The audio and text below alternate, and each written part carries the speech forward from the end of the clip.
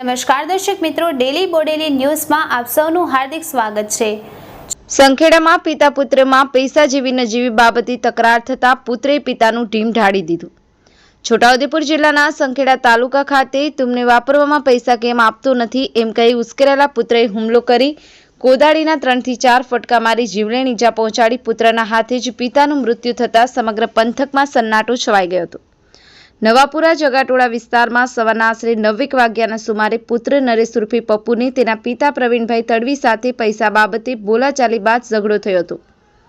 નરેશ ઉર્ફે પપ્પુ આંગણામાં પડેલ લાકડાના હાથાવાળી કોદાળી લઈ અને તેના પિતા પ્રવીણભાઈને કહેતો હતો કે તું મને વાપરવાના પૈસા કેમ આપતો નથી, આજે તો તને જીવતો નહીં છોડું તેમ કહી એકદમ ઉશ્કેરાઈ જઈ અને કોદાળી વડે પ્રવીણભાઈને કપાળ તથા માથાના પાછળના ભાગે ઉપરા છાપરી 3-4 ફટકા મારી દેતા પ્રવીણભાઈ નીચે જમીન ઉપર પડી ગયા હતા। ત્યાં ઘરની બાજુમાં રહેતા કુટુંબી કાકાએ મૃતકની પુત્રીને જણાવ્યું કે તારા પિતાને માથામાં કોદાળી મારી છે એવી જાણ કરતા તે દોડી આવી હતી।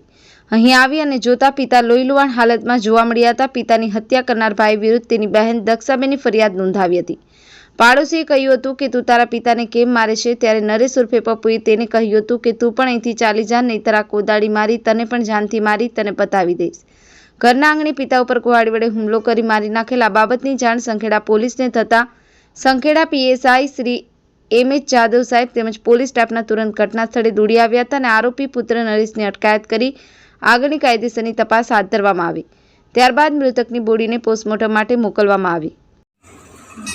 મને મારા કાકાએ ફોન કર્યો એટલે હું આવી અને હું આવીને પપ્પાનું દેખા કે બાયનાની અંદર ખૂન પોરેલું હતું, વાળા પાછળ લાશ પોરેલી હતી પપ્પાની। અને મારા કાકાએ મને ફોન કર્યો એટલે હું આવી એટલે તે સમયે પોલીસ પણ હતી જોડે અને ફળિયાની અંદર બી નહોતી।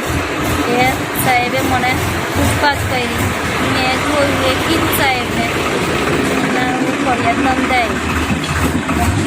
મેં જસીબેનને પૂછ્યું કે જસીબેનને એવું કીધું કે તારા પપ્પા જોડે પૈસા માગતા હતા એટલે બધા તારા પપ્પાના માથાના પાછળના ભાગમાં તારા પપ્પાને કોદાળી મારી માથામાં।